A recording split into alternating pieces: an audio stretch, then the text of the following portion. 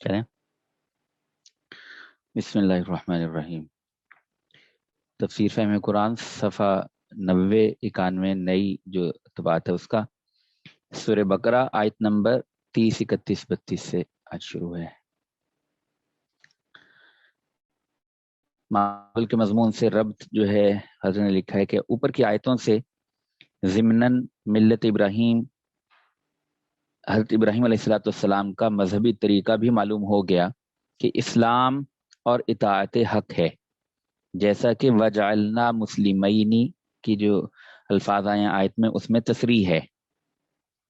اس پر وہ خود بھی کاربند تھے اور اسی کی انہوں نے اپنی اولاد کو وصیت کی، اور ان کے پوتے حضرت یعقوب علیہ السلام نے اپنی اولاد کو بھی اسی کی وصیت کی۔ اس طریقے کا حاصل یہ ہے کہ احکام الہیہ کی اطاعت کی جائے۔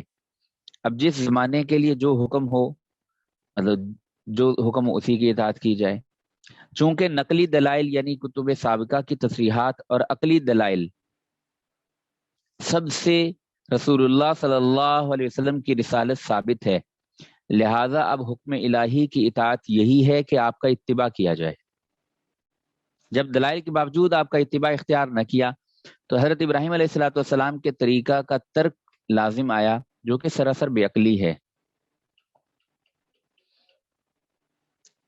یعنی حضرت ابراہیم علیہ السلام کی جو ملت ہے، آگے جو آ بھی رہا ہے لفظ، تو اس کا خلاصہ دو چیزیں ہیں، ایک اسلام اور دوسرا اطاعت حق۔ ایک اسلام اور ایک اطاعت حق۔ اسلام کہتے ہیں کہ آدمی جھک جائے، اذعان قلبی، کہ بھئی اللہ جو حکم آئے گا میں اس کو ماننے کے لیے تیار ہوں۔ اس پہ ہمارے اکابرین میں سے حضرت مولانا شبیر احمد عثمانی رحمۃ اللہ علیہ نے فضل الباری میں ذرا تفصیل سے بحث کی ہے، بخاری شریف کی ایک شرح ہے۔ صرف جاننا بھی کافی نہیں، جان کے ماننا بھی کافی نہیں۔ یعنی جو مشرکین تھے اور جو یہود و نصارہ تھے آپ صلی اللہ علیہ وسلم کے زمانے کے، وہ یہ جانتے تھے کہ آپ صلی اللہ علیہ وسلم اللہ کے رسول ہیں، اتنے یعنی قرآن نے سیدھا چیلنج کر رکھا تھا، لاؤ ایسا قرآن، نہیں لا سکے۔ اچھا مانتے بھی تھے دل سے، دل سے کیا وہ یعنی انکار نہیں تھا ان کو، مانتے تھے کہ ہے تو نبی، لیکن ہم تسلیم نہ کریں گے۔ اس کو کہتے ہیں اذعان قلبی، دل جھک جائے، ہاں میں مانتا ہوں یہ بات حق ہے۔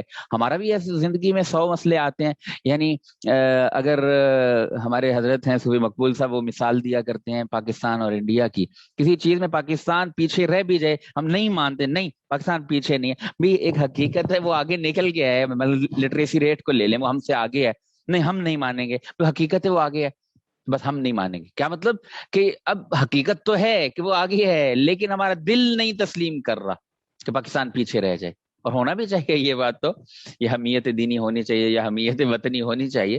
تو اسی طرح کفار جو تھے، یہود و نصارہ جو تھے، وہ جانتے بھی تھے آپ کو رسول اور مانتے بھی تھے، یعنی ان کے مانتے نہیں تھے، مانتے تھے، اذعان قلبی نہیں تھا کہ اس کے سامنے جھک جائیں۔ تو بس یہ ہے اسلام، جب جان بھی لیا، مان بھی لیا، اور دل سے یعنی جھکنے کے لیے تیار ہو گئے کہ جو حکم ہوگا بس ہم مانیں گے، تو یہ ہے اسلام۔ اسلام تب ہوتا ہے جب جاننے ماننے کے بعد دل بھی اس کو تسلیم کر لے، پھر یہ اسلام ہے۔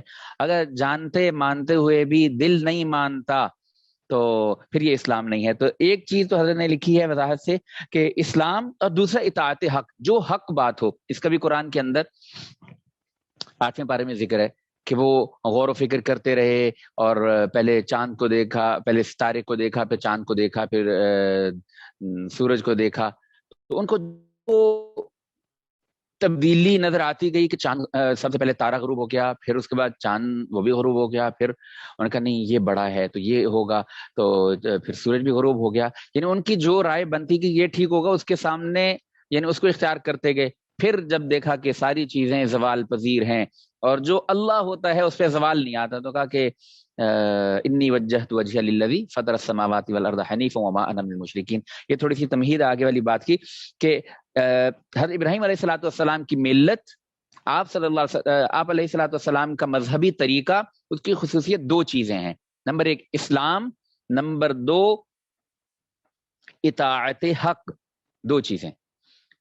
اب دیکھیے آیت، وَمَن يَرْغَبُ عَن مِّلَّةِ إِبْرَاهِيمَ إِلَّا مَن سَفِهَ نَفْسَهُ وَلَقَدِ اصْطَفَيْنَاهُ فِي الدُّنْيَا وَإِنَّهُ فِي الْآخِرَةِ لَمِنَ الصَّالِحِينَ إِذْ قَالَ لَهُ رَبُّهُ أَسْلِمْ قَالَ أَسْلَمْتُ لِرَبِّ الْعَالَمِينَ وَوَصَّى بِهَا إِبْرَاهِيمُ بَنِيهِ وَيَعْقُوبُ يَا بَنِيَّ إِنَّ اللَّهَ اصْطَفَى لَكُمُ الدِّينَ فَلَا تَمُوتُنَّ إِلَّا وَأَنْتُمْ مُسْلِمُونَ. وَمَن يَرْغَبُ عَن مِلَّةِ إِبْرَاهِيمَ، اور نہیں کوئی روگردانی کرتا ابراہیم علیہ السلام کے مذہب سے. ملت کا ترجمہ ہر نے مذہب سے کیا ہے. یہ پہلے بھی بات ہو چکی ہے کہ مذہب اور دین ایک دوسرے کے معنی میں آتے رہتے ہیں. مراد دین ابراہیمی ہے، اور ملت اور دین ایک ہی چیز کو کہتے ہیں، بس اس کے استعمال میں فرق ہے کہ دین عطا کرنے والا اللہ ہے، اور جس کو عطا کیا جائے وہ نبی ہوتا ہے، پھر ان کے واسطے سے پوری امت ہوتی ہے. تو دین کی نسبت اللہ کی طرف بھی کر سکتے ہیں، اور جس کو دیا گیا اس کو بھی. یعنی مسلمانوں کا دین، ہر محمد صلی اللہ علیہ وسلم کا دین، ہر ابراہیم، ہر موسیٰ علیہ السلام کا دین، یہ بھی کہہ سکتے ہیں، اور اللہ کا دین بھی کہہ سکتے ہیں. تو اسی دین کے ہم معنی ملت کا لفظ بھی ہے، لیکن ملت کے لفظ کا استعمال خاص ہے نبی کے ساتھ. وہ اللہ کی طرف، اللہ کی ملت نہیں کہیں گے، ملت صرف نبی کا نام لے کے کہیں گے کہ فلاں کی ملت. یہ غالباً جنہوں نے وہ کورس پڑھا ہے تو اس میں اسلامی عقائد کے شروع میں یہ بات لکھی ہے کہ یہ ایک دوسرے کا اطلاق ایسے ایسے ہوتا رہتا ہے، لیکن اس کی یہ خصوصیت ہے. تو وَمَن يَرْغَبُ عَن مِلَّةِ إِبْرَاهِيمَ، اور نہیں کوئی روگردانی کرتا ابراہیم علیہ السلام کے مذہب سے، ملت سے، دین سے، مگر إِلَّا مَن سَفِهَ نَفْسَهُ، مگر وہی جس نے احمق بنایا اپنے آپ کو.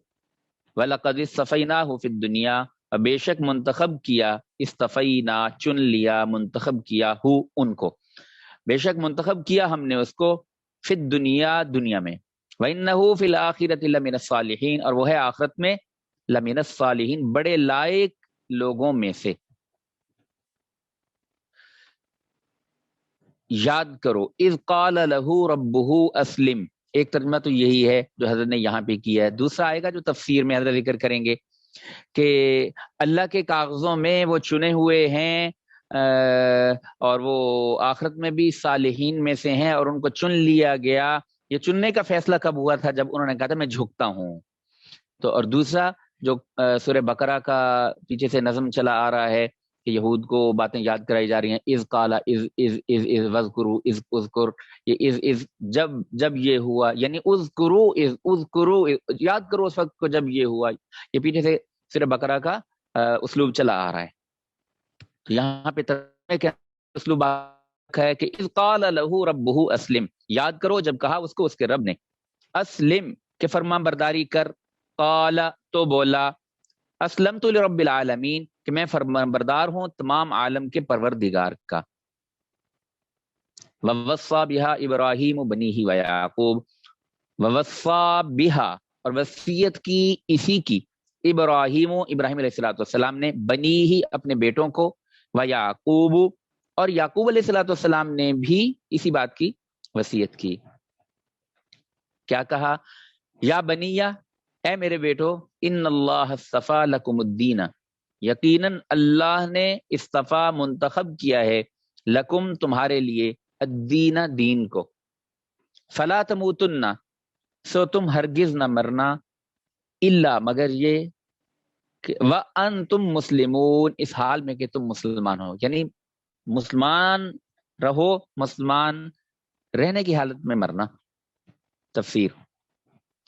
اور ملت ابراہیمی سے تو وہی روگردانی کرے گا جو اپنی ذات ہی سے احمق ہو، کہ اپنے آپ کو احمق بنائے، اور ایسی ملت کے تارک کو کیوں کر احمق نہ کہا جائے جس کی یہ شان ہو کہ اسی کی بدولت ہم نے ان یعنی ابراہیم علیہ السلام کو عہدہ رسالت کے لیے دنیا میں منتخب کیا، اور اسی کی بدولت وہ آخرت میں بڑے لائق لوگوں میں شمار کیے جاتے ہیں جن کے لیے سب ہی کچھ ہے.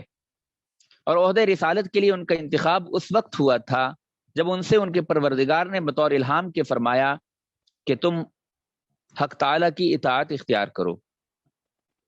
انہوں نے عرض کیا کہ میں نے اطاعت اختیار کی رب العالمین کی، پس اسی اطاعت کے اختیار کرنے پر ہم نے ان کو شرف نبوت دے دیا، خواہ اسی وقت یا کچھ وقت کے بعد، اور اسی مذکور ملت پر قائم رہنے کا حکم کر گئے ہیں ابراہیم علیہ الصلاۃ والسلام اپنے بیٹوں کو، اور اسی طرح یعقوب علیہ الصلاۃ والسلام بھی اپنے بیٹوں کو وصیت کر گئے ہیں، جس کا مضمون یہ تھا کہ میرے بیٹو، اللہ تعالیٰ نے اس دین اسلام اور اطاعت حق کو تمہارے لیے منتخب فرمایا ہے، سو تم دم مرگ تک، مرنے کے دم تک اس کو مت چھوڑنا، اور بجز اسلام کے اور کسی حالت پر جان مت دینا۔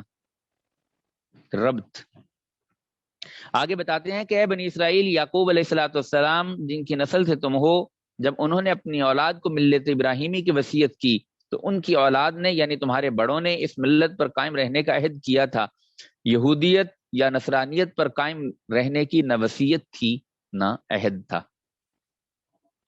ام کنتم شہداء اذ حضر یعقوب الموت اذ قال لبنیہ ما تعبدون من بعدی قالوا نعبد الہک و الہ آبائک ابراہیم و اسماعیل و اسحاق الہا واحدا ونحن له مسلمون۔ ترجمہ: ام کنتم شہداء، کیا تم تھے موجود، شہید گواہ کو کہتے ہیں، مطلب موجود، کیا تم موجود تھے، کیا تم موجود تھے، اذ حضر یعقوب الموت، جس وقت قریب آئی یعقوب کے موت، اذ قال لبنیہ، جب کہا انہوں نے اپنے بیٹوں کو، ما تعبدون من بعدی، کہ کس کی تم عبادت کرو گے میرے بعد، قالو، بولے، نعبد الہک و الہ آبائک، ہم بندگی کریں گے تیرے معبود کی اور تیرے باپ دادوں کے معبود کی، اور وہ باپ دادے کون ہیں؟ ابراہیم و اسماعیل و اسحاق، حضرت ابراہیم، حضرت اسماعیل اور حضرت اسحاق علیہ الصلاۃ والسلام، تو ہم تیرے معبود کی اور دادوں ابراہیم، اسماعیل اور اسحاق علیہ السلام کے معبود کی بندگی کریں گے، یعنی ایک معبود کی، الہ واحدہ، ایک معبود کی، وَنَحْنُ لَهُ مُسْلِمُونَ، اور ہم سب اسی کے فرمانبردار ہیں اور رہیں گے۔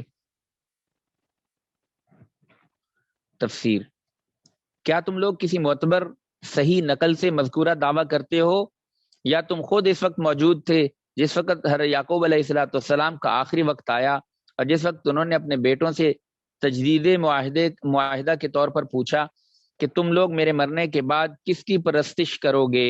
انہوں نے بالاتفاق جواب دیا کہ ہم اس ذات پاک کی پرستش کریں گے جس کی آپ اور آپ کے بزرگ حضرت ابراہیم و اسماعیل و اسحاق علیہ السلام پرستش کرتے آئے ہیں، یعنی وہی معبود جو وحدہ لا شریک ہے، اور ہم احکام میں اسی کی اطاعت پر قائم رہیں گے۔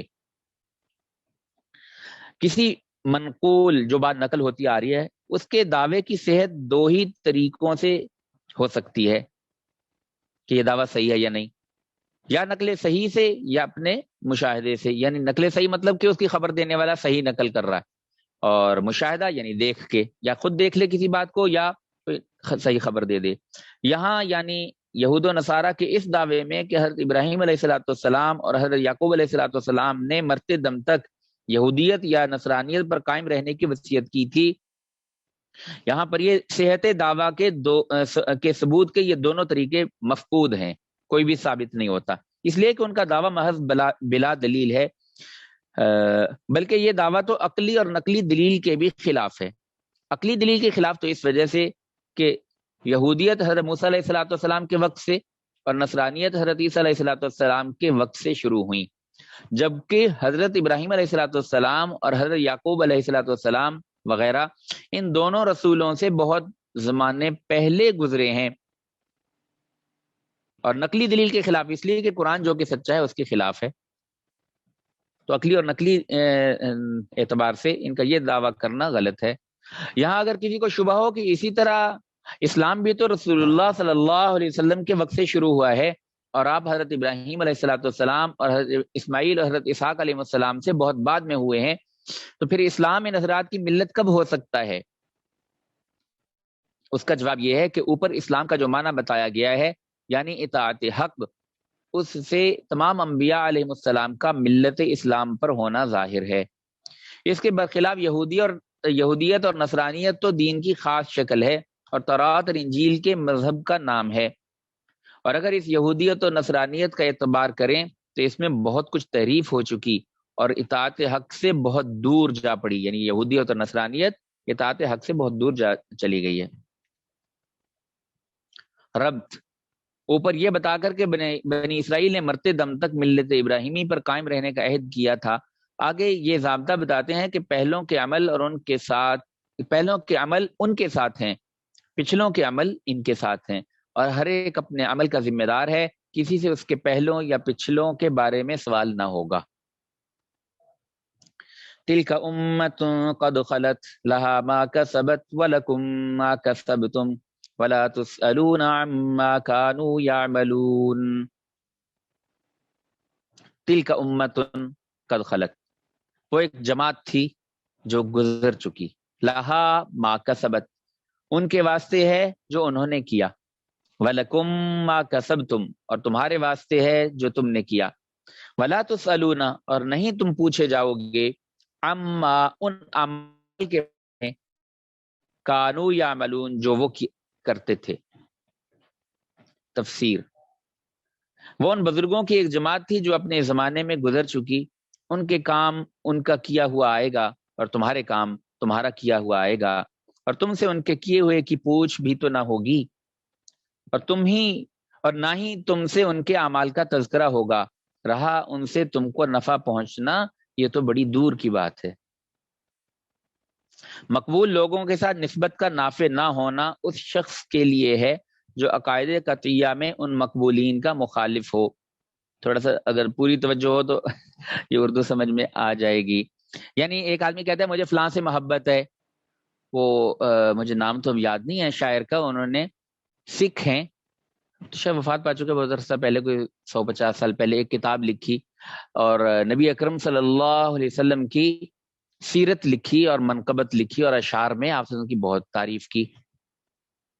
ایک اور بھی ہیں، ابھی اس وقت بھی انڈیا کے کوئی سکھ شاعر ہیں، تو وہ بھی آپ صلی اللہ علیہ وسلم کی نعت میں نعتیں کہتے ہیں، شان میں نعتیں کہتے ہیں، تو ان کو آپ صلی اللہ علیہ وسلم سے محبت بھی ہے اور آپ صلی اللہ علیہ وسلم سے ایک تعلق بھی ہے، تبھی تو آپ کی شان بیان کرتے ہیں، لیکن یہ نسبت، یہ تعلق، یہ محبت یہ فائدہ نہیں دے گا، اس لیے یہ عقائد میں ان کے تابع نہیں۔ تو یہ نسبتیں، یہ محبتیں، یہ ساری چیزیں نفع دیتی ہیں جب عقائد میں بھی تابع ہو۔ اگر عقائد کچھ ہیں الٹ سلٹ اور پھر جی محبت بھی ہے، ہوگی، ہم نہیں انکار کرتے، ہمارا تعلق بھی ہے، ہماری نسبت بھی ہے، تو جب عقائد میں ان کے تابع نہیں اور اصول میں ان کے تابع نہیں تو پھر یہ نسبتیں فائدہ نہیں دیں گی۔ اسی سے ایک اور قصہ یاد آیا، حضرت شاہ اسماعیل شہید رحمۃ اللہ علیہ، سید احمد شہید رحمۃ اللہ علیہ غالباً حج کے لیے گئے، واپس آئے تو بھوپال کے تھے یا کہاں کے نواب تھے شیعہ، انہوں نے ان کو کھانے پہ بلایا، وہ لمبی تفصیل لکھی ہے ارواح ثلاثہ میں، تو سوال جواب ہوتے رہے، تو ان میں یعنی ایک عجیب کرامت تھی ان کی کہ اگر کوئی سید سامنے آتا، سید آل نبی، تو اب یہ شاہ اسماعیل شہید، سید احمد شہید رحمۃ اللہ علیہ ان کو کھڑے ہو کے تعظیم دیتے تھے، بھی نبی اکرم صلی اللہ علیہ وسلم کے آل میں سے ہیں، تو وہ نسبی طور پر جو نواب تھے، شیعہ نواب، تو وہ نسب نامہ ان کا جڑتا تھا، آپ صلی اللہ علیہ وسلم کے سید خاندان سے تھے، تو انہوں نے کھانا کیا، جب آئے تو کہتے دیکھیں گے کہ بھئی یہ کتنا سچ ہے کتنا غلط ہے، یہ تعظیم دیتے ہیں کہ نہیں، تو وہ آئے تو انہوں نے بڑی تعظیم کی اور ان کو جو بھی ان کا خاص انداز تھا کسی سید کی تعظیم کے لیے وہ اختیار کیا۔ خیر کھانے پہ بیٹھے، وہ لمبی چوڑی تفصیل لکھی ہے، بہت سارے سوال جواب ہوئے، ان میں سے ایک یہ بھی کیا کہ جی آپ نے تعظیم دی، ہمیں سید بھی مانتے ہیں، آل نبی بھی مانتے ہیں، اور پھر یعنی ہمارے ساتھ بھی نہیں، ہماری وہ بھی نہیں ہے، آپ سنی، ہم شیعہ ہیں، تو ان کو بس جو جواب آتے تھے نا وہ الہامی آتے تھے ان حضرات کو، الہامی علوم، تو فرمانے لگے کہ اس کی مثال ایسے ہے جیسے ایک قرآن کی آیت کوئی شخص لکھے لیکن وہ غلط لکھ دے، تو یہ تو نہیں کہیں گے کہ یہ قرآن کی آیت نہیں ہے، ہے تو قرآن کی آیت، لیکن ساتھ یہ بھی کہیں گے کہ یہ لکھی غلط گئی ہے تو کہتے ہیں تمہاری نسبت جو ہے وہ جو اہل نبوت میں سے ہونا، اہل بیت کی اولاد ہونا، کہتے ہیں ہمیں تسلیم ہے، لیکن ساتھ یہ بھی کہیں گے کہ جس عقیدے پہ کھڑے ہو وہ غلط ہے تو خیر بات صرف یہ تھی کہ یہ نسبتیں اور یہ محبتیں یہ نفع تب دیتی ہیں جب قائد میں بھی اتحاد ہو اور اصول و فروع میں یعنی آدمی ان کی اتباع کرتا ہو. اگر اس میں فرق ہے تو پھر ٹائم کیا ہوا؟ ہاں، تو اگر فرق ہو تو پھر یہ نسبتیں اور محبتیں نفع نہیں دیتی. اچھا ٹھیک ہے. تو کہتے ہیں مقبول لوگوں کے ساتھ نسبت کا نافع نہ ہونا، یعنی نسبت ایسے لوگوں کے ساتھ ہے جو مقبول ہیں اور وہ پھر بھی نسبت نفع نہ دے، یہ اس شخص کے لیے ہے جو عقائد قطعیہ میں، پکے بنیادی عقائد میں ان مقبول بندوں کا مخالف ہو، گو طبعاً ان حضرات سے محبت بھی رکھتا ہو. ایسے تو بہت سارے لوگ ہیں جو محبت رکھتے ہیں. تو اور یہود و نصارہ ایسے ہی تھے کہ رسول اللہ صلی اللہ علیہ وسلم کی رسالت جو عقائد قطعیہ میں سے ہے اور سابق رسول اس کی خبر دیتے آئے ہیں اور تورات و انجیل میں اس بات کا کھلا ذکر ہے، یہ لوگ اسی میں مخالف تھے، آپ کو نبی نہیں مانتے تھے. ربط اوپر یہ بات واضح ہوئی کہ اصل معیار ملت ابراہیمی یعنی اتباع حق ہے جو ہر رسول کے دور میں خاص اس کی شریعت کے اتباع میں منحصر ہوتا ہے. حضرت موسیٰ علیہ الصلوۃ والسلام کے دور میں ان کی شریعت میں، اور حضرت عیسیٰ علیہ الصلوۃ والسلام کے دور میں ان کی شریعت میں، اور اب حضرت محمد صلی اللہ علیہ وسلم کے دور میں ان کی شریعت میں حق منحصر ہے. لہذا اب حضرت محمد صلی اللہ علیہ وسلم کے دور رسالت میں منسوخ شدہ یہودیت اور عیسائیت پر اصرار کرنا اور ان کی دعوت دینا ملت ابراہیمی نہیں ہے، جبکہ اصل چیز ملت ابراہیمی یعنی اتباع حق ہے. وَقَالُوا كُونُوا هُودًا أَوْ نَصَارَىٰ تَهْتَدُوا قُلْ بَلْ مِلَّةَ إِبْرَاهِيمَ حَنِيفًا وَمَا كَانَ مِنَ الْمُشْرِكِينَ. ترجمہ، وقالو اور وہ کہتے ہیں، کونو ہو جاؤ، ہودن او نصارا یہودی یا نصرانی، تہتدو تو تم ہدایت پالو گے.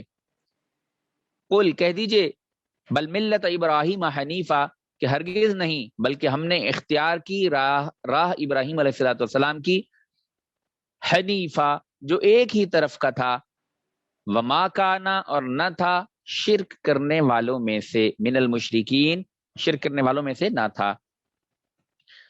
قل بل ملت ابراہیم حنیفہ. اب وہ عربی ترکیب کی تھوڑی سی بات ہے، ملت کے اوپر کہتے ہیں زبر کیوں آئی ہے؟ کہتے ہیں یہاں پہ فعل محذوف ہوتا ہے. اخترنا ہم نے اختیار کیا، ہم نے حضرت نبی لکھا ہم نے اختیار کی ملت ابراہیمی، تو ہم نے اختیار کیا، اخترنا فعل، ضمیر اس کی فاعل، اور ملت ابراہیم یہ اس کا مفعول بھی. یا قل بل اتبعنا ہم نے اتباع کی ملت ابراہیمی کی. یہ مختلف محذوفات جو ہیں وہ نکل آتے ہیں. علماء نے اس طرح کی تفسیریں لکھی ہیں جو قرآن کے محذوفات کو نکال کے بتاتی ہیں کہ یہ یوں اس کے اندر چھپا ہوا لفظ ہے، وہ سامنے آئے گا تو جو ہے لفظ اور مفہوم پورا ہوگا.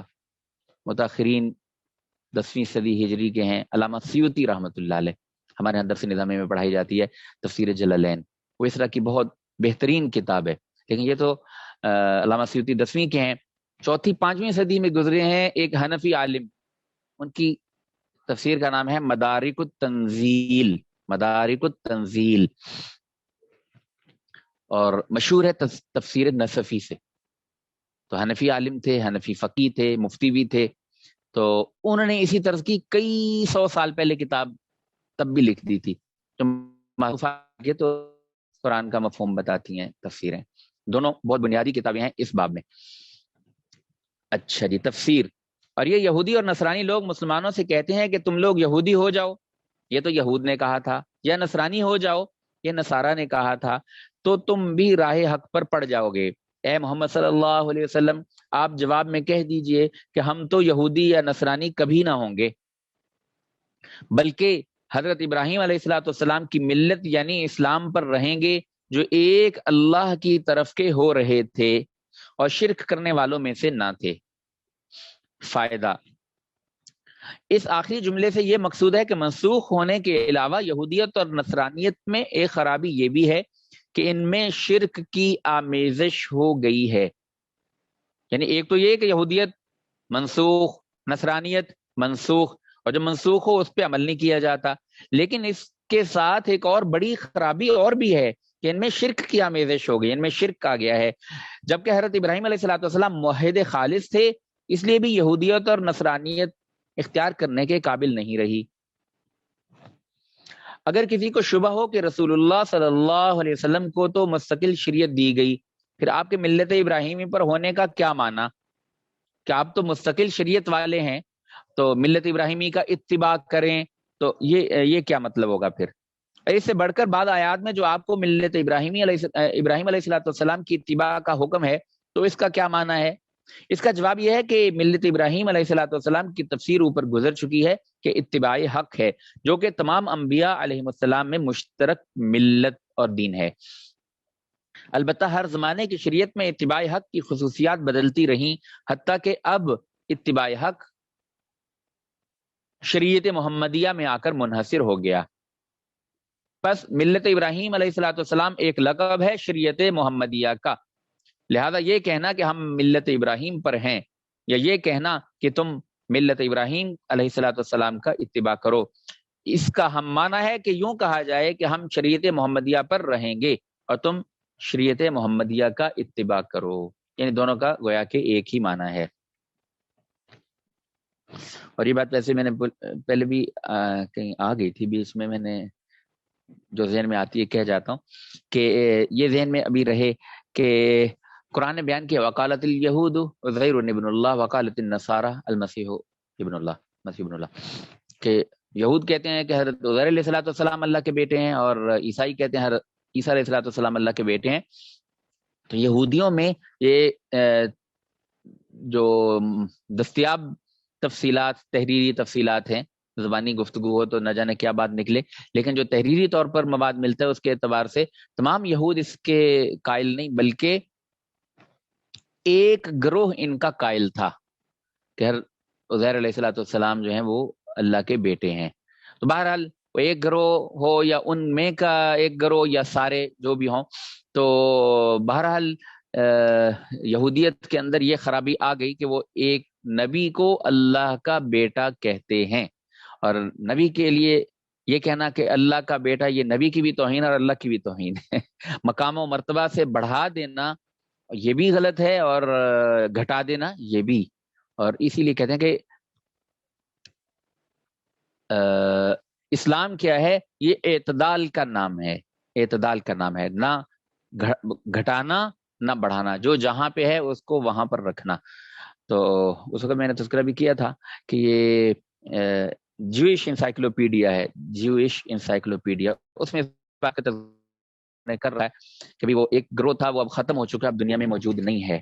بہرحال جی کچھ بھی ہو، منسوخ ہونے کی بات اور تحریف شدہ ہونے کی بات تو یہودیت اور نصرانیت دونوں کے اندر پائی ہی جاتی ہے، اور عیسائیت کا جو شرک ہے وہ تو اتنا واضح اور جلی ہے کہ قرآن نے صاف ہی کہہ دیا وَلَا تَقُولُوا ثَلَاثَةٌ، تم کہتے ہو تین ایک اور ایک تین ہے، چھوڑ دو، وَلَا تَقُولُوا ثَلَاثَةٌ، نہ کہو، غلط بات ہے۔ تو ان کا تو شرک بالکل واضح اور جلی ہے، اور یہود کا بھی عموماً کسی کو نہیں پتا، کہتے ہیں وہ موحد ہیں، وہ بھی اتنے موحد نہیں ہیں، ان کے اندر بھی ایک گروہ تو یقیناً مشرک تھا اور صراحتاً کہتا تھا کہ حضرت عزیر علیہ السلام اللہ کے بیٹے ہیں، ان کو دوبارہ زندہ کیا گیا تھا تو انہوں نے اپنے حافظے سے تورات پوری لکھوا دی تھی تو کہا یہ اللہ کا بیٹا ہے۔ تو ایک گروہ تو یقیناً ایسا تھا، اب موجود ہے یا مفقود ہے یا ریکارڈ میں نہیں ہے اور اس کے افراد پائے بھی جاتے ہوں تو اسے ہمیں غرض نہیں، منسوخ ہونے میں تو سبھی برابر ہیں۔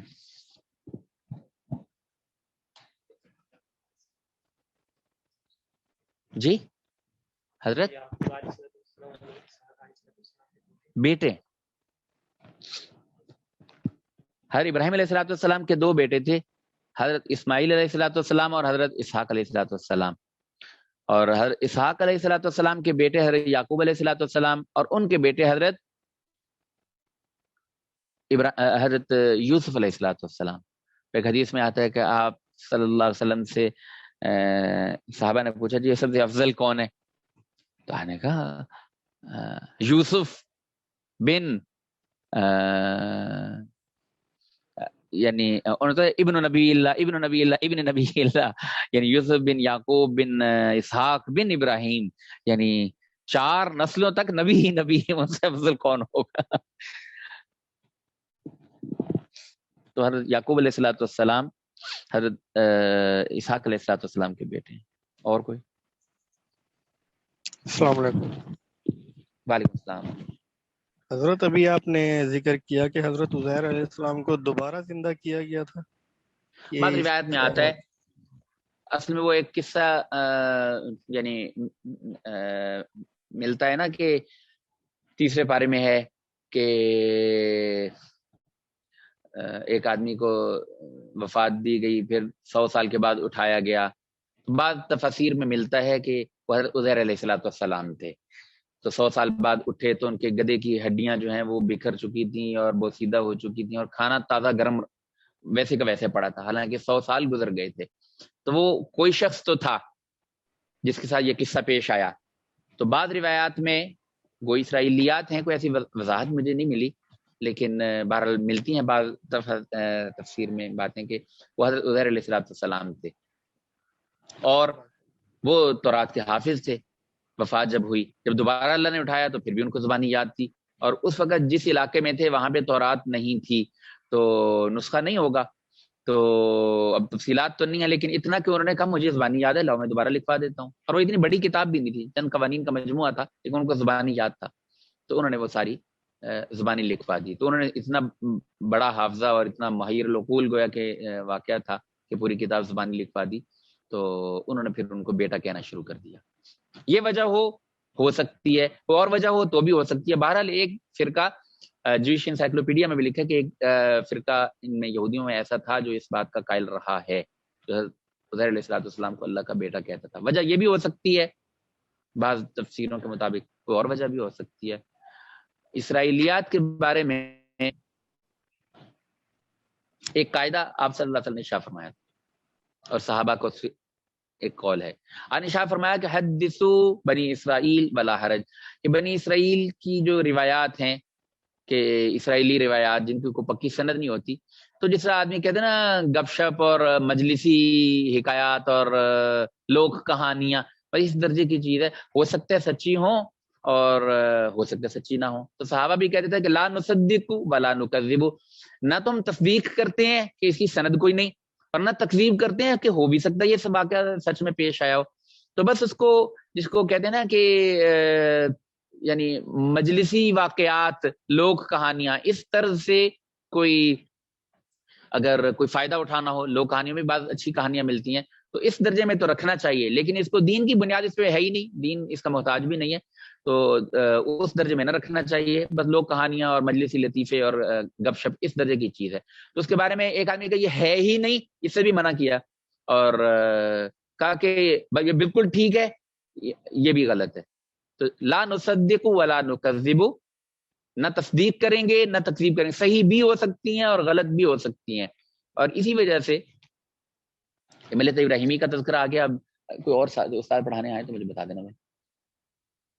تو آج کل کے جو میڈیا اسکالر ہیں ان میں ایک بڑا نام ہے جاوید احمد غامدی صاحب کا، اور ان سے پہلے میں کہتا مجھے نہیں پتا ہوتا کون کون میرا مخاطب ہے، ابو العلا مودودی صاحب، ان کے ہاں یہ چیز جو ان کی تفسیریں پڑھے گا اور تھوڑا سا آنکھیں کھول کے پڑھے گا تو اس کی یہ چیز نظر آتی ہے، جہاں رد کرنے پہ آئے تو وہ بالکل صحیح سند روایات کو رد کر دیں کہ ان کے مزاج کے خلاف ہیں، بس نہیں مانتے، اور جب لینے پہ آئے، اور خاص طور پہ یہ چیز ہے غامدی صاحب میں، لینے پہ آئے تو کہتے ہیں ملت ابراہیمی کا اتباع کرنے کا حکم دیا گیا ہے، تو ملت ابراہیمی ہوگی تو اس کا اتباع ہوگا نا، یہ ان کا یعنی شبہ ہے جو عوام کے ذہن میں ڈالتے ہیں۔ تو ان کے کہنے کے مطابق ملت ابراہیمی بالکل محفوظ چلی آ رہی تھی، اور جب کہا گیا کہ ملت ابراہیمی کا اتباع کیجئے تو مکہ کے کافروں کو پتہ تھا کہ ملت ابراہیمی کیا ہوتی ہے، لا حول ولا قوت الا باللہ، اور ملت ابراہیمی کہاں ہے؟ پرانی جو کتابیں ہیں تورات زبور انجیل اس کے اندر وہ تحریف شدہ کتابیں ہیں. قرآن نے خود شہادت دی کہ ان میں ساری چیزیں بدل دی ہیں. انہوں نے یکتبون بیدیہم ثم اپنے ہاتھوں سے لکھتے ہیں اور پھر کہتے ہیں اللہ کی طرف سے ہے. یہ پہلے پارے میں گزر چکا, آدھے پارے کے جہاں پہ نصف ہے اس کے قریب. تو اس کے باوجود وہ ان کے ہاں پھر جو تورات زبور کی غیر معتبر اور بے سر و پا روایات ہیں ان سے استدلال بس بلا جھجک ہوتا ہے کہ بھی یہ بس یعنی گویا کہ تاریخ ہے, تاریخ ملت ابراہیمی کی. اور صحیح روایت کو, صحیح کو چھوڑو, وہ کلی طور پر کہتے ہیں کسی حدیث سے دین کی کوئی چیز ثابت ہی نہیں ہو سکتی. جس کی سند متصل پکی ہے اس سے کوئی دین کی بات ثابت نہیں ہو سکتی. کامدی صاحب کے نزدیک لکھی ہوئی ہے میزان میں انہوں نے بات. اور جس کی کوئی سند ہی نہیں, وہ جی ملت ابراہیمی کا چونکہ تاریخی ورثہ ہے لہذا اس کو وہ لے لیں گے. تو یہ وہ نہج ہے جو انتہائی غلط ہے. بھی اس کی حیثیت تمام سابقہ موجودہ کتب کی لا نصدق ولا نکذب کی ہے. نہ تصدیق کریں گے نہ ان کی تکذیب کریں گے, بس چھوڑ دو. کوئی قصہ اچھا لگے, کوئی قصہ تو چلو بیان بھی ہو گیا, لیکن اب دین کا مدار اس پہ ہرگز نہیں ہوگا. اور انہوں نے کیا کیا, صحیح حدیث کے پورے ذخیرے کو مردود قرار دے دیا غامدی صاحب نے کہ حدیث سے کچھ دین ثابت نہیں ہوتا. اور جو اسرائیلیات اولڈ ٹیسٹمنٹ نیو ٹیسٹمنٹ وغیرہ کے نام سے ملتی ہیں چیزیں, ان کو مدار بنا لیا. بہرحال یہ غلط ہے چیز ساری. جی اور تو نہیں کوئی؟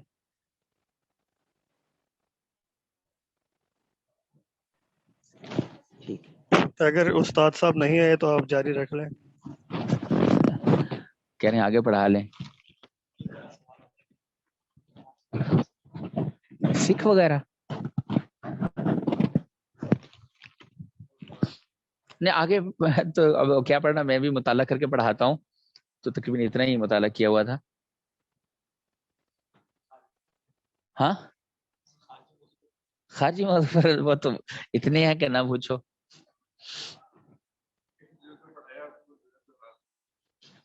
پڑھے پڑھائے ہوئے کو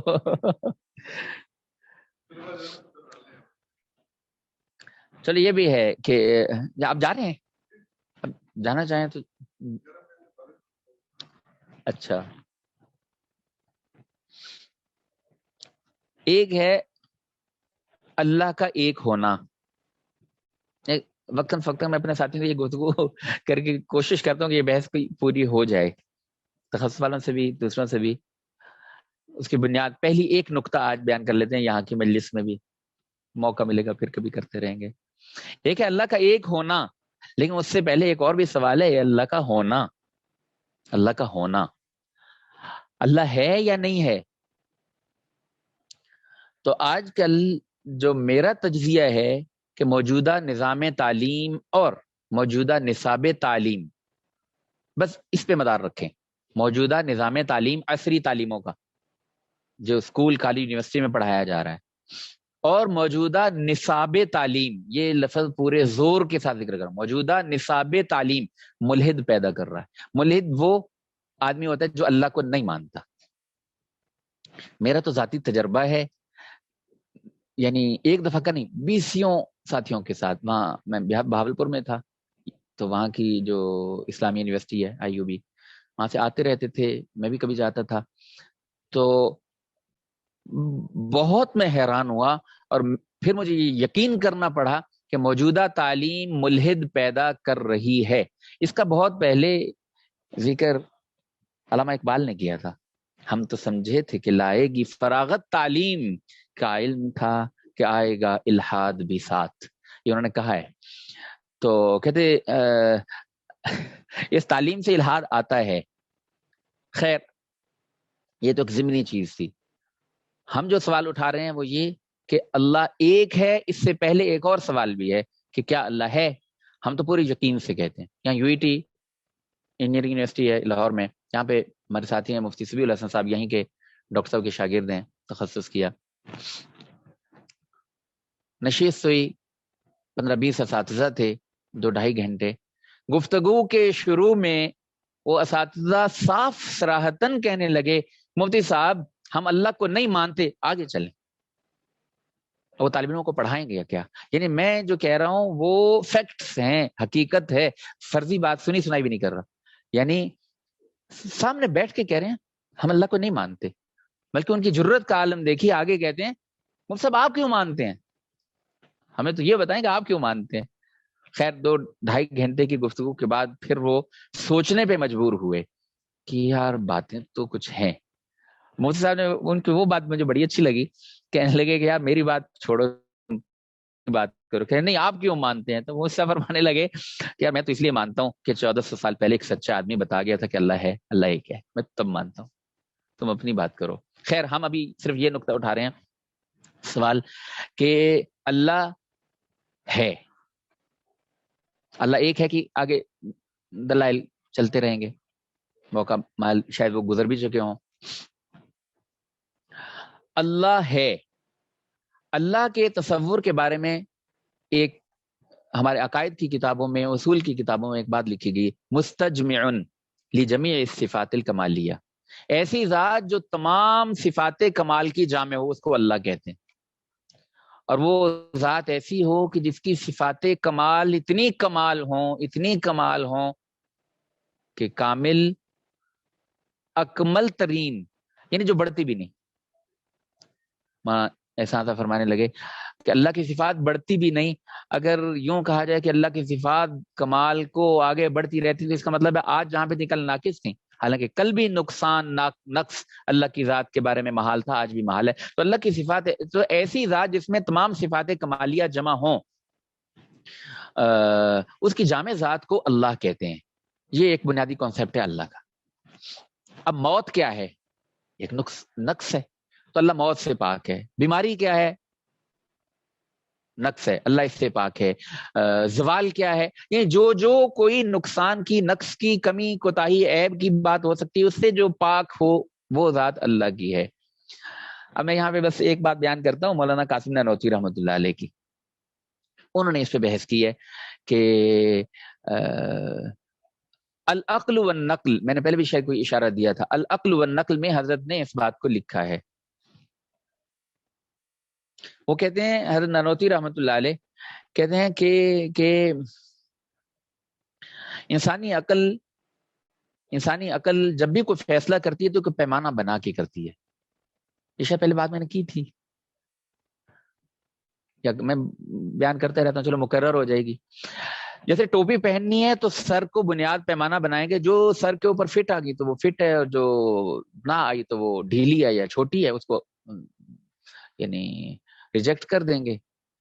پاؤں میں جوتا اور بدن پہ کپڑا، اسی طرح شیروانی ہے، اچکن ہے، واسکٹ ہے، جو بھی ہے اس کے لیے کوئی معیار ضرور بنے گا. اس معیار پہ چیز پوری اتری تو وہ اچھی، اور اگر وہ معیار پہ پوری نہ اتری تو ہمارے لیے اچھی نہیں ہے. باقی کسی اور بھی اتنی بڑی اینک اگر کوئی مجھے لا کے دے دے، میرے فٹ ہی نہیں آتی تو میرے لیے وہ اچھی نہیں ہے. یہاں سے اس کو متکلمین کہتے ہیں حسن اور قبح کی بحث، اچھائی اور برائی کی بحث. آج کل کی دنیا میں یہ لمز کے طالب علم آئے، وہاں پہ بات چیت ہوتی رہی، تو آج یہ بات چلتی ہے کہ کوئی چیز اچھی نہیں ہوتی، کوئی چیز بری نہیں ہوتی. ہو سکتا ہے ایک چیز میرے لیے اچھی ہو، دوسرے کے لیے بری ہو، دوسرے کے لیے اچھی بری ہو. تو یہ شکوک و شبہات پیدا کر کے مسلمہ یہ بنا لیا گیا کانٹ کے فلسفے میں کہ کوئی چیز اپنی ذات کے اعتبار سے نہ اچھی ہے نہ بری ہے. یہ اسلام کا تصور تو نہیں ہے. اسلام تو اچھے اور برے کی مطلب وضاحت کرتا ہے، اور پھر اچھا ہونا مطلوب ہے کہ اچھا بنو، اور اس کا نمونہ دکھاتے ہیں. یعنی یہ اچھا ہوتا ہے، قرآن یہ کہتا ہے لیبلوکم ایکم احسن عملا، تاکہ اللہ تم کو آزمائے تم میں سے کون اچھے عمل کر کے آتا ہے. پھر یہ حسن کہاں پایا جاتا ہے کہ عمل اچھا ہو جائے گا؟ تو کہا لقد کان لکم فی رسول اللہ اسوۃ حسنہ، وہ حسن یہاں پایا جاتا ہے. یہ اچھا ہوتا ہے، رسول اللہ صلی اللہ علیہ وسلم کی طرح بننا یہ اچھا ہے. تو اچھائی اور برائی متعین ہے، یعنی کہ اچھائی اور برائی متعین ہے، اس کے پیمانے متعین ہے. تو ہم یہ کہہ رہے تھے کہ کوئی معیار ہوگا، کوئی پیمانہ ہوگا جس سے ہم فیصلہ کریں گے کہ یہ چیز اچھی ہے یا بری ہے. اب یہ سادہ سا فطری اور بدیہی سا اصول ہے کہ پیمانے کی بنیاد پر فیصلہ ہوا کرتا ہے کہ اچھا برا ہونے کا. اسی اصول کو استعمال کر کے حضرت نے تفصیل سے لکھا ہے. العقل والنقل میں مولانا شبیر احمد عثمانی رحمۃ اللہ نے اس بحث کو تفصیل سے پھیلایا.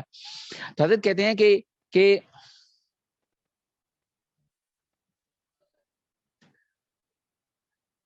بے جان سے افضل ہے جاندار. یہ فیصلہ کسی بچے سے بھی پوچھ لو تو وہ یہی کہے گا کہ جاندار افضل ہے. کہ اس نے یہ فیصلہ کیوں کیا؟ پھر جانداروں میں بھی انسان باقی مخلوقات سے افضل ہے. ابھی میں بحث کو بالکل مختصر کر رہا ہوں تاکہ لمبی نہ ہو. تو بے جان سے جاندار افضل، جانداروں میں انسان افضل، انسانوں میں بھی جو صفات والا ہے وہ اس سے افضل جس میں صفات نہیں ہے. ایک آدمی ہے جو سنتا ہے، دیکھتا ہے، سوچتا ہے، بالکل نارمل ہے، اور ایک ہے اب نارمل ہے. تو اب نارمل انسان اب نارمل سے افضل. اور نارمل میں بھی ایک آدمی ہے، مثال کے طور پر ایک عالم ہے جو بس ابتدائی چند کتابیں پڑھا سکتا ہے، اور ایک ہے جو شیخ الحدیث ہے، استاد الحدیث ہے، اور ہر کتاب پڑھا سکتا ہے. اور پھر ایک ہے ایسا عالم جس کو کئی زبانیں آتی ہیں، ایک ایسا آدمی جس کو کئی زبانیں آتی ہیں، وہ افضل ہے اس سے جس کو صرف ایک آدھی زبان آتی ہے. تو یعنی یہ افضل اور غیر افضل ہونے کا فیصلہ ہر لمحے انسان کر رہا ہوتا ہے. ڈرائیونگ کر رہے ہیں، یہاں سے نکلنا ہے، یہاں سے نکلنا ہے، یہاں سے نکل جاؤں گا. یعنی آدمی کا ذہن ہر وقت یہ فیصلے کر رہا ہوتا ہے، یہ چیز غلط ہے، یہ اچھی ہے، یہ بری ہے. یہ کہتے حضرت کا سوال صرف یہ ہے کہ اچھے اور برے کی کا جو فیصلہ ہے یہ کیسے کرتے ہیں آپ کا اچھے اور برے کا فیصلہ کرنا اس بات کی دلیل ہے کہ اللہ ہے. کیوں؟ حضرت کا کہنا یہ ہے کہ آپ جب کسی چیز کے اچھے اور برے ہونے کا فیصلہ کرتے ہیں تو معیار کیا ہے جو آپ پہ، پیمانہ کیا ہے جس پہ آپ پرکھ کے کہہ دیتے ہیں کہ یہ چیز اچھی ہے یا اچھی نہیں ہے؟ کہتے وہ اللہ کی ذات کا پیمانہ ہے. کہتے انسان کے شعور میں، تحت شعور میں، لا شعور میں، مجھے نہیں پتا یہ کیا چیزیں ہوتی ہیں، یہ ماہرین فلسفی یا ڈاکٹر حضرات جانتے ہوں گے، لیکن کہتے ہیں کہ انسان کے شعور، لا شعور، تحت شعور میں یہ بات بٹھا دی گئی ہے کہ اللہ ہے، اللہ ہے. اور وہ پیمانہ ہے، اس پہ پرکھ کے آدمی فیصلہ کرتا ہے. اب جو چیز اس پیمانے کے قریب ہوتی جاتی ہے اس کو افضل، اور جو چیز اس پیمانے سے دور ہوتی جاتی ہے اس کو غیر افضل آدمی قرار دیتا ہے. اس کی جو بدیہی مثال حضرت نے دی ہے، کہتے ہیں کہ ایک لکڑی اور ایک بکری. ایک لکڑی کی کرسی ہے 1000 روپے کی، ایک بکری کا بچہ ہے 1000 روپے کا، دونوں پڑے ہیں، گھر میں آگ لگ گئی تو آپ کس کو بچائیں گے؟ جی بکری کو بچائیں گے. اگر 2000 کی بھی کرسی ہے تو پیسہ آج کے زمانے میں تو ویسے پیسہ خدا بنا ہوا ہے، تو ہو سکتا ہے کیونکہ لکڑی کی کرسی بچاؤں گا، ورنہ فطری آواز یہی ہے کہ آدمی بکری کے بچے کو بچائے کہ وہ جاندار ہے. پھر جاندار کو بچانا یہ افضل ہے. یہ کیوں؟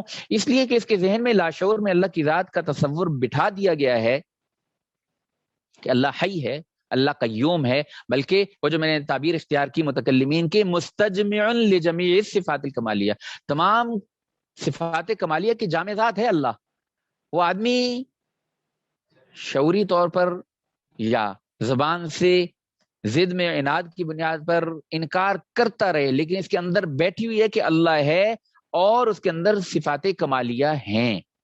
اب جو اللہ حی ہے، تو جو مخلوق ہمیں تھوڑا سا ہے تو یہ مخلوق ہے لیکن اس میں حیات ہے، تو بنسبت اس کے جس میں حیات نہیں ہے ہم اس کو افضل قرار دیتے ہیں. پیمانہ. ورنہ ایک کہ تم چھوڑ دو میری بات کو، اللہ کی ذات کو اگر تم پیمانہ نہیں مانتے تو بتاؤ مجھے کہ تم نے کس پیمانے کی بنیاد پہ یہ کہا کہ یہ افضل ہے اس بے جان چیز، کہ اس کا پیمانہ صرف اللہ کی ذات ہے. پھر اللہ علیم ہے، تو آپ ساری دنیا متفق ہے جو عالم فاضل ہو وہ جاہل سے بہتر ہے. اگر اللہ کی ذات اس بات کا پیمانہ نہیں ہے تو پھر یہ بتاؤ کہ عالم فاضل کے افضل ہونے کا پیمانہ تم نے رکھا کیا جس کی بنا پہ اس کو کہتے افضل ہے؟ تو حضرت کا کہنا یہ ہے کہ اللہ ہے، اس وجہ سے تم حسن اور قبح کی اچھے اور برے کے فیصلے کرتے ہو. اگر اللہ کی ذات ہوتی ہی نہ تو اچھے اور برے کا فیصلہ نہ ہو سکتا. تو ملحد جو ایسی بے پر کی ہانکتا ہے نا، کہتے کہ یعنی یہ عقل بھی مانتی ہے کہ بھی لا شے سے شے پیدا نہیں ہو سکتی، اس کو نتھنگ اور سم تھنگ سے وہ تعبیر کرتے ہیں کہ جو لا شے ہے، nothing can not create any thing, اور یہ کہتے ہیں پوری کائنات بن گئی نتھنگ سے. ایک دھماکہ ہوا، کس میں ہوا؟ کس چیز سے ہوا؟ بس نتھنگ کا نتھنگ سے دھماکہ ہوا اور ایوری تھنگ بن گئی. ایسا نہیں ہو سکتا. تو اب جو اس یعنی نظریے پہ کھڑا ہے کہ نتھنگ سے ایوری تھنگ بن گئی، وہ تو ایسی بے عقلی کی بات کر سکتا ہے. ورنہ جو آدمی کہتا ہے کہ نہیں یار ہر ایک چیز کا ایک حقیقی وجود ہے، تو میرا نہیں خیال کہ کوئی معقول جواب اس سے ہو سکے گا. لا محالہ اس بات کو ماننا پڑتا ہے کہ اللہ تعالی ہے. یہ ایک ایسی دلیل ہے جو میں نے یعنی جس کو کہتے ہیں نا کہ بداہت کے قریب ہے. آدمی تھوڑا سا غور کرے تو آدمی اس نتیجے پہ پہنچتا ہے کہ ہاں یار اللہ ہے, اور اللہ تعالیٰ ہی کی ذات وہ پیمانہ ہے جس کی بنیاد پہ ہم زندگی کے ہر لمحے میں فیصلہ کر رہے ہوتے ہیں کسی بھی چیز کے اچھا یا برا ہونے کا. باقی قرآن نے اس کو اور بھی کہتے ہیں نا, قرآن کے دلائل جو ہے نا وہ غذا کے درجے میں ہیں, دوا کے نہیں. دوا جو ہے اس کو کسی کا معدہ ہضم کرتا ہے, کسی کو نہیں, تو غذا کو ہر ایک کا معدہ ہضم کر لیتا ہے. تو قرآن نے جو بیان کیا ہے اللہ کے وجود کا, اللہ کے ایک ہونے کا, تو وہ اپنی دلائل ہیں. اس میں قرآن کہتے ہیں کہ دیکھو ایک چیز ہے میں نے یہاں سے وہاں پھینکی تو ہو سکتا ہے کونے میں جا کے بالکل فٹ ہو جائے, لیکن ہر مرتبہ یہ ایسے ہوگا ایسا نہیں ہو سکتا. ایک وَقَدَّرْنَاهُ تَقْدِيرًا, اللہ اس کو یوں تعبیر کرتا ہے کہ ہر ایک چیز ایک مرتب نظام کے تحت. ایک دفعہ کوئی چیز اچانک میں کیا نام ہے ہو سکتا ہے کہ ٹھیک بھی تکا لگ جائے بیٹھ جائے, لیکن ہر مرتبہ یہ ایسا ہی ہوگا. ہر مرتبہ ہی انسان کا بچہ ایسے ہی انسان پیدا ہوگا, ہر مرتبہ بکری سے بکری ہی پیدا ہوگی. یہ ایک نظام ہے جس کو کہتے ہیں سنت اللہ. تو سنت اور تقدیر ایک ٹھیک مرتب اندازہ, کہتے یہ حادثاتی نہیں ہو سکتا, یہ دائمی چیز ہے. قرآن ذرا اس کو یوں بیان کرتا ہے, اس کی آگے تفصیل آتی رہے گی. تفسیر کے اندر بھی میں نے ابھی بیان کی اللہ کے ہونے کی دلیل. اللہ کے ہونے